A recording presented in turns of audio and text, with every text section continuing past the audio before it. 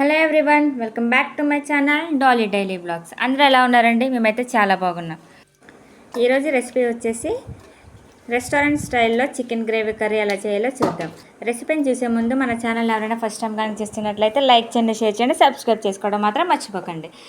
Let's start. ముందుగా 1/2 kg వరకు chicken తీసుకోవాలి. చికెన్ని మనం 2-3 టైమ్స్ బాగా వాష్ చేసుకోవాలి.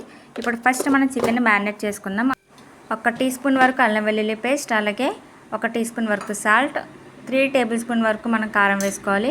ఇందులోనే 1/4 టీ స్పూన్ వరకు కార్న్ఫ్లోర్, అలాగే 1 టీ స్పూన్ వరకు పెరుగు, 1/2 టీ స్పూన్ వరకు పసుపు, ఒక హాఫ్ లెమన్ని మనం స్క్వీజ్ చేసుకుని వేసుకోవాలి. ఇలా మొత్తం మనం మ్యారినేట్ చేసుకోవాలి. ఈ చికెన్ని మనం ఒక 2 అవర్స్ మనం ఫ్రిడ్జ్లో పెట్టుకుంటే చికెన్ అనేది బాగా స్మూత్గా టెండర్గా వస్తుంది.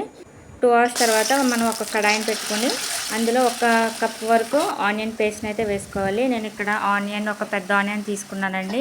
మీరు అవసరమైతే 2 మీడియం సైజులో ఆనియన్ తీసుకుని చిన్న చిన్న ముక్కల కింద కట్ చేసుకుని వేసుకోవచ్చు. ఇందులోనే ఒక 2 పచ్చిమిర్చి వేసుకోవాలి. అలాగే 1 రెమ్మ కరివేపాకును వేసుకుని బాగా ఫ్రై చేసుకోవాలి. ఆనియన్స్ అనేవి గోల్డెన్ బ్రౌన్ కలర్ వచ్చేందుకు మనం ఫ్రై చేసుకున్న తర్వాత మనం 2 అవర్స్ మనం ఫ్రిడ్జ్లో పెట్టుకుని మ్యారినేట్ చేసుకున్న చికెన్ ఇందులో అయితే యాడ్ చేసుకోవాలి.